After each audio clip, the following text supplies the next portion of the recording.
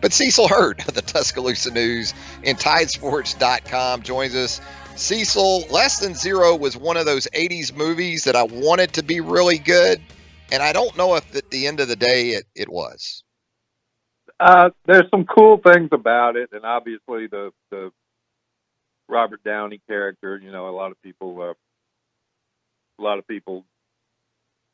sort of extrapolate his life with that role. You know, whether that's fair or not. Kind of a different soundtrack. Little rap on it from Public Enemy, pretty early Public Enemy. Bring the Noise. Yeah, Bring the Noise.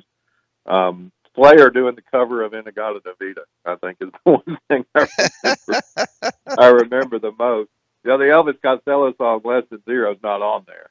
So, yeah, I heard you playing some Bangles leading in. So yeah, that's cool. Little cover of some Simon and Garfunkel from the Bangles there. Yeah. The Bangles hey, were, Cecil, first and foremost, they were kind of definitive that era. Yeah. They were. Yeah. They definitely were. As we bring you in here, got to congratulate you, my man.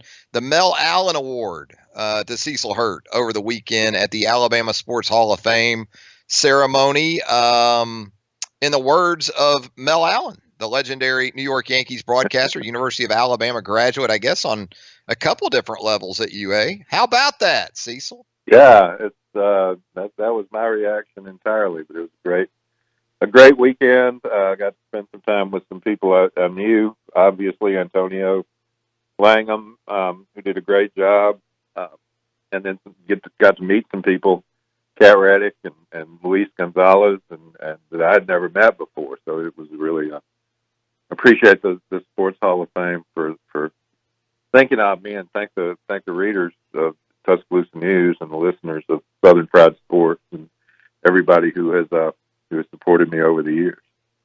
Yeah, absolutely deserved. And of course, Mel Allen, as we said, a legendary voice of the New York Yankees, and the award that Cecil received honors media members in the state who have made a lifetime contribution to sports through their work.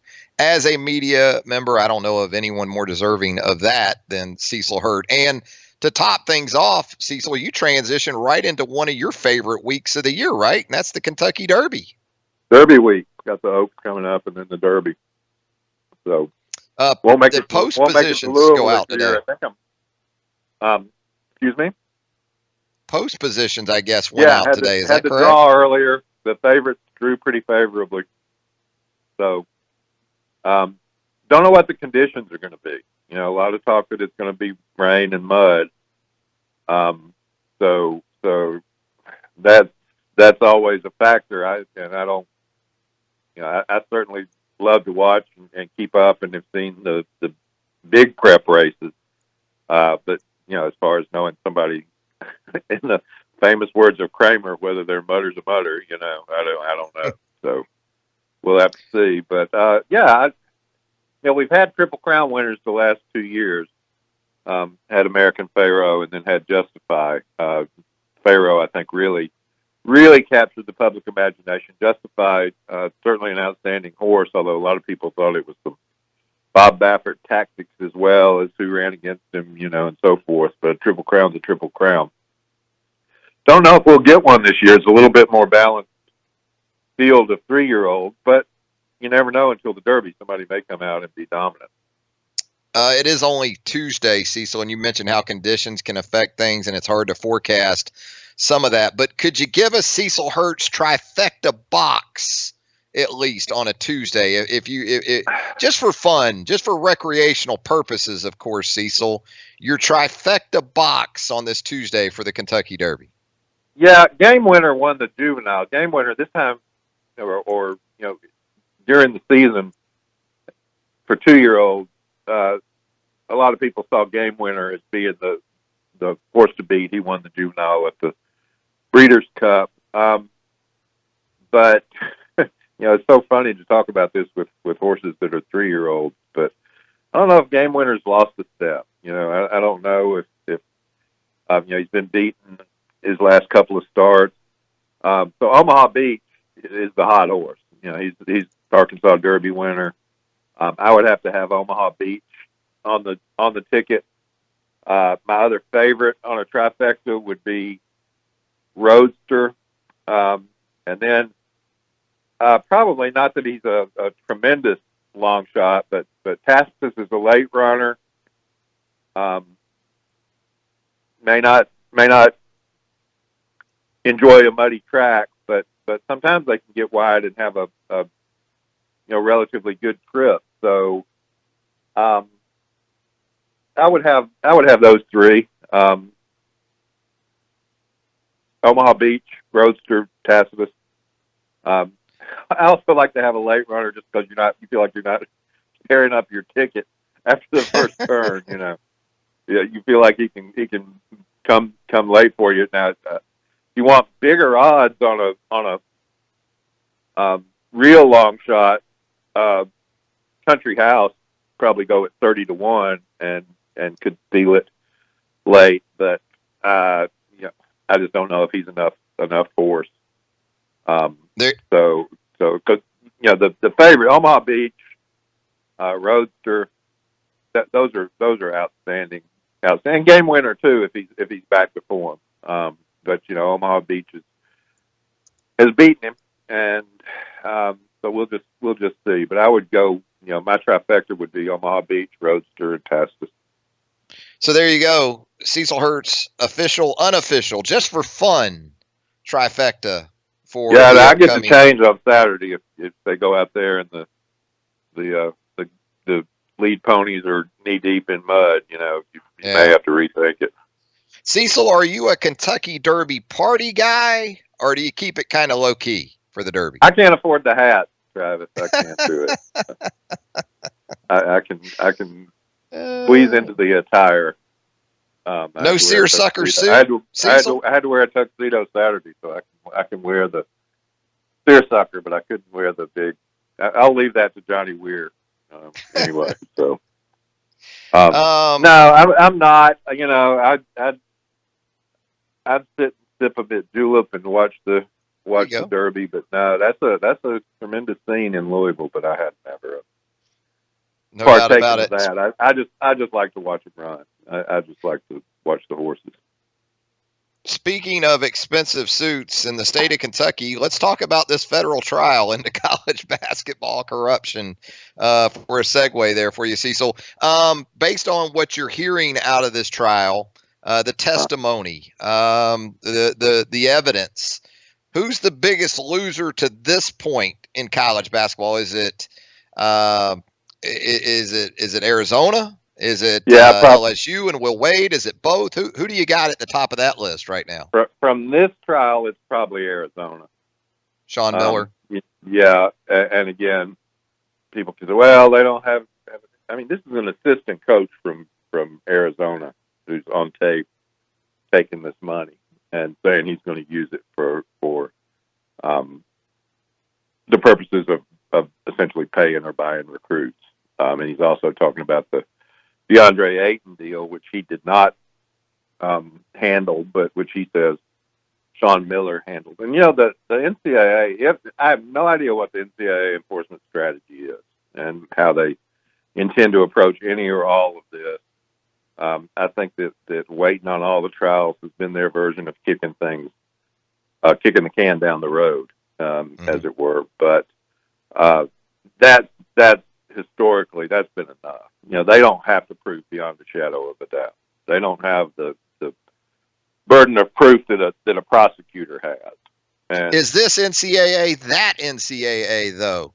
Cecil? Don't have any idea what their enforcement strategy is. They hadn't tipped their hand right in any way. So I don't know. I don't know if they're concerned. Hey, Arizona's in it and LSU may be in it. Will's on tape in different contexts, and we'll see if Christian Dawkins takes the stand and what he has to say. But I get the feeling, I hate to say this, at some point, if you start taking people's version of events, which in many cases are contemporaneous, they're not something that they came up with after they got charged. I'll throw this guy. I mean, they're on the witness stand now, but the videotapes or the audio tapes are contemporaneous.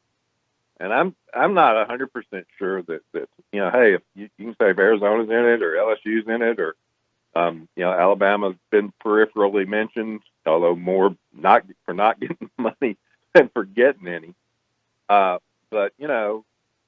what about Duke? Zion's name's come up a couple of times. Yeah. And I'm not sure what the NCAA wants to do with that because you saw the NCAA tournament this year. You had one shining moment. Duke's not in the Final Four, and you got 7 highlights of Zion in one shining moment. So they know how that works and how the star system works. And I'm not sure. I'm not accusing Duke of anything. I'm just saying, once you start picking and choosing, who these people are telling the truth about and who they're not, you go down a risky road. So I think the NCAA is waiting to see. Of course, in the meantime, guys are getting to coach another year and out on the recruiting trail and so forth. But the direct answer to your question, in this round, there's another entire trial involving Chuck Person to come. But in this round, I'd say Arizona looks pretty bad because that's their assistant coach, and that's more than enough. If the NCAA wants to do something, that's more than enough to do it. So with that being said, how much do you think the NCAA doesn't want to see Christian Dawkins, the ex-sports agent, on that witness stand at some point? I don't know. At this point, I think they're just waiting for all of it to, it's like you're living on the coast and the hurricane's coming. It's going to come, right? And so you just try and put up the plywood and nail down everything that could get blown away and let it blow through and then see what you got the next day. Yeah, once you get to about a Cat 3, right? It's going to be rough once you regardless. get there, and that's about where we are. It's just a matter of seeing what the damage is and calling the insurance company. That's all you can do. Hey, Cecil, as we let you go here, wanted to ask you about the NFL draft, specifically Alabama's contingent. Did it go about the way you thought? Were you surprised by maybe a pick or two? And vindication maybe for Nick Saban in his latest statements in regards to stay or go and how that sort of played out for a couple Alabama guys? I think it's the situation. First of all, if I were Damian Harris, I'd be at that Kentucky Derby now on Saturday. If I've been drafted and I'm from Berea, hour and a half maybe from Louisville, I'd do the Kentucky thing. I'd go with Josh Allen and my bud, and enjoy some Derby.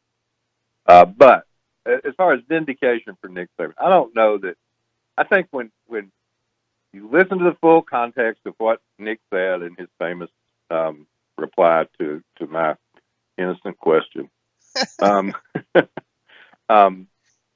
he was right. And I think people knew at the time he was right. A lot of people did. Certainly the people who took the trouble to listen to his entire 4.5-minute answer and not a 30-second soundbite. He was 100% right about the money, even though some kids didn't want to hear it. He was 100% right about patience. Now, is that vindication? I don't know that that's what Nick wanted. I mean, he was right. I think he knew he was right at the time, and he knows he was right today. And he really didn't need a lot of proof. It's sort of like you're a scientist, and your theory is going to work. And when the experiments happen and they work, then they work. But as far as vindication or certainly any personal gratification, he would have been happier. He certainly would have been happier for every Alabama player to go in the first 3 rounds. And it's not personal. And I would hope that he would reach out to a Mack Wilson or Deontay Thompson and not say a word about where they went. Say congratulations. If you need to work out here, if we can help you in any way, we want to see you make the Cardinals if you're Deontay. We want to see you make that Browns roster if you're Mac, because that's what's good for Alabama now. Going back and spiking the ball and doing a dance in the end zone doesn't accomplish anything. and saying, "Oh, I was right. I was right." You want those guys to be successful going forward, and yes, they have cost themselves theoretically. Don't know how anything would have played out next year, but they're playing fifth round guys. I don't know that they're even guaranteed. I mean, they'll get a signing bonus, but I don't even know that they get any guaranteed money at all. Outside of that signing bonus, that's it. Yeah. Yeah. They're other than their bonus being a little higher than a undrafted free agent, and obviously the team's invested something in them, but they face that kind of hurdle to make a squad. If you're a second round, if you're Irv Smith, you're going to get some guaranteed money along with your bonus. So, and that money never comes back. It doesn't matter if you make the team and make all pro your first 3 years and sign a huge contract.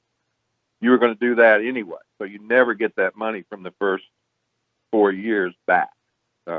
You hope you make so much on the back end that you don't feel it, but you don't get it back. But none of that at this point does anything for Alabama's brand other than those guys making the team, being successful, coming back to Tuscaloosa, helping with what they can help with, and that's how I hope it goes. And I honestly do believe that's what Nick Saban would like to see. So it's not about vindication. He knew he was right, but it's about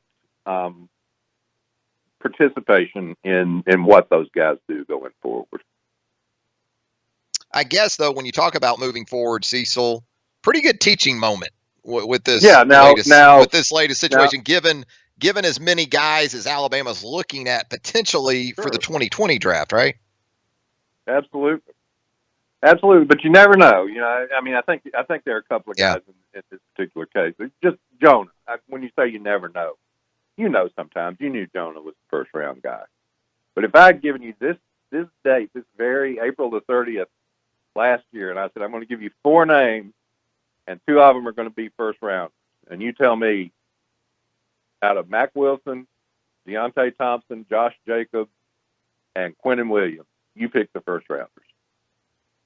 Oh, it would have been we would have been all over the road, and we wouldn't have had. I know we wouldn't have had Quentin Williams going number 3 overall or Josh Jacobs in the first round. Yeah, a lot of the mocks at that time had Mack and Deontay, and not Quentin and Josh. That's right. So it's a long way to go, but I do think it. Although it's not vindication, but I do think that Nick can be a little bit more hopeful. Like you say, it's a teaching moment, and that some guys who are in that position next year will consider his advice a little bit more. I think that's a fair expectation. There you go. There's some guaranteed first rounders on this next year on this team, but there's also some guys that you don't know. And that would have thought this time last year that they'd be first or second rounders, and they weren't. And you have to be mature enough to accept that and figure out what you can do to change it if you're a possible early exit candidate. There you go, Cecil Hurt, Mel Allen Award winner from the Alabama Sports Hall of Fame. Cecil, congratulations once again, and as always, we really appreciate you joining us here on Tuesdays on Southern Fried Sports. Sure. Everybody enjoy the Derby Saturday.